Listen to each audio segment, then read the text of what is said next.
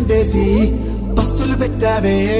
తీపి వస్తువు చుట్టూ తిరిగే ఈగని చేసావే సిగ్గలేని మొగుడు అంటూ మీదికి రాకుండా గంపిడి పిల్లలతో ఇంటిని నింపావే సాపాదిండు సంసారాన్ని మేడెక్కించావే ఇరుగు పొరుగు ముందు సరసాల తండ్రి